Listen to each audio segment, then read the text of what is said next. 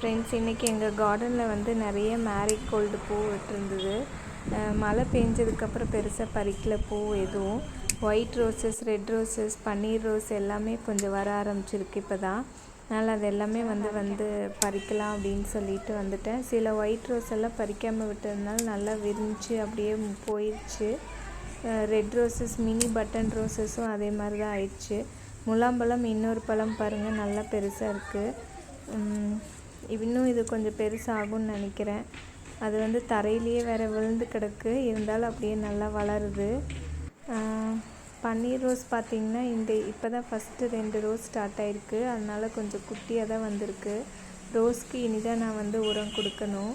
நான் எப்படி ரோஸ்க்கு என்னென்ன உரம் கொடுக்குறேன் அப்படிங்கிறது என்னோடய ஷார்ட்ஸில் போட்டிருக்கேன், நீங்கள் செக் பண்ணி பாருங்கள். நிறைய ரோஸஸ் வரும். நம்ம உரம் கொடுத்தா நல்லா நிறைய ரோஸஸ் வரும். மேரிகோல்டும் நிறைய வந்திருந்தது. சரி, இதெல்லாமே ஃப்ளவர் வாஷ்க்கும் சாமிக்கும் போடலாம் அப்படின்ட்டு வந்தது கட் பண்ண ஆரம்பிச்சிட்டோம். ரோஸ் பாருங்கள், இந்த பன்னீர் ரோஸ் சைஸ் கொஞ்சம் குட்டியாக தான் இருக்குது. உரம் கொடுத்து தான் நம்ம இதை வந்து சரி பண்ணி கொண்டு வரணும். ரோஸ் வாங்குறப்ப நம்ம எப்போவுமே 5 இலை இருக்கிற மாதிரி வாங்கணும், 7 இலை இருக்கிற மாதிரி வாங்கக்கூடாது. அப்போ தான் வந்து அது நிறைய கிளைகள் வச்சு நம்மளுக்கு நிறைய ரோஸ் பூ வந்து கொடுக்கும். ரோஸ் செடிக்கு வந்து நம்ம உரம் அப்பப்போ கொடுக்கணும். இது பழம் ஆன அந்த முலாம்பழம் இது கொஞ்சம் நல்லாவே பழமாயிடுச்சு. அதனால் இதை நான் பறிச்சிட்டேன். இது ஜூஸ்க்கு பத்தாது, இன்னும் 4 நம்ம 2ஐயும் சேர்த்து போட்டு ஜூஸ் போடலாம். இல்லை நம்ம சும்மா கூட கட் பண்ணி சாப்பிட்லாம். லைட்டாக சக்கரை தூவி ரொம்ப சூப்பராக இருக்கும் நம்ம தோட்டத்து முலாம்பழம். இங்கே வந்து ஒரே ஒரு பார்படோஸ் செர்ரி இருக்குது. நான் அதோட ஹார்வெஸ்ட் தான் போட்டிருந்தேன்.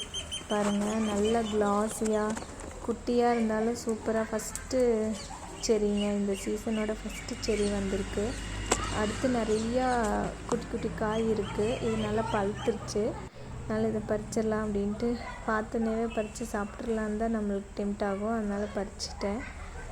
சாப்பிட்டும் பார்த்தா ஒரு இனிப்பு புளிப்பு ரொம்ப சூப்பராக தான் இருக்குது லேஸாக. அடுத்து பார்த்திங்கன்னா லெமன் வந்து இந்த தடவை கொஞ்சம் நிறையா தான் வச்சுருக்கு. ஆனால் பழம் ஆகிறதுல கொஞ்சம் ஸ்லோவாக தான் இருந்த மாதிரி நான் ஃபீல் பண்ணேன். ரொம்ப நாளாக அது அப்படியே நின்றுட்டு இருந்த மாதிரி இருந்தது. இப்போ தான் கொஞ்சம் நல்லா எல்லோ ஆகிருக்கு. சரி, அதை பறித்து நம்ம லெமன் ரைஸ் ஏதாவது செஞ்சிடலாம் அப்படின்னு பொறிச்சிக்கிட்டேன். 2 லெமன் நல்லா, நம்ம லெமன் பார்த்திங்கன்னா நல்லா ஜூஸியாக இருக்கும். விதை கம்மியாக இருக்கும், ஆனால் நிறைய ஜூஸ் கிடைக்கும் நம்மளுக்கு. கொய்யா மரம் பார்த்திங்கன்னா இந்த தடவை போன 2-3 சீசன்லலாம் பார்த்திங்கன்னா கம்மியாக தான் விட்டுருந்தது. இந்த தடவை நிறைய காய் வச்சுருக்கு. மல்பெரிஸும் மறுபடியும் காய் வைக்க ஆரம்பிச்சிருச்சு. கீரை தான் மழையோட இதில் விட்டதுனால எல்லாமே பூ பூத்துருச்சு. இதை க்ளீன் பண்ணிவிட்டு அடுத்த கீரை போடணும். கிரேப்ஸ் வந்து ஒரு கண்ணை பறிக்கிற க்ரீன் கலரில் மாறி இருந்தது. இந்த தாமரை இலைகளும் இந்த தண்ணியும் எப்போவுமே இதே மாதிரி பார்க்கும்போது நம்மளும் இந்த மாதிரி பட்டும் படாமல் வாழணும் அப்படின்னு தான் நம்ம நினைக்க தோணுது. லெமனை பறிச்சிட்டு வந்தாச்சுன்னா இங்கே பாருங்கள், இதுதான் இப்போ ஈவினிங்கில் நான் கொஞ்சம் பொறிச்ச ஹார்வெஸ்ட்டு. மேரிகோல்டு, ரோஸு, சங்குப்பூ, அப்புறம் லெமன், செரி இதெல்லாமே பறித்தேன். இனியும் உரம் இந்த இது பாருங்கள், நான் சொன்ன மாதிரி நிறைய காய் இப்போ வர ஆரம்பிச்சிட்ருக்கு. உரம் வைக்கிறதுக்கு இனி தான் கொஞ்சம் ஸ்டார்ட் பண்ணி கொடுக்கணும். சிகப்பு முள்ளங்கியெல்லாம் கொஞ்சம் நல்லா வர ஆரம்பிச்சிருக்கு. சிகப்பு தண்டுக்கீரை, சிகப்பு முள்ளங்கி இது எல்லாமே வந்து மழைக்கப்புறம் கொஞ்சம் நல்லா வருது.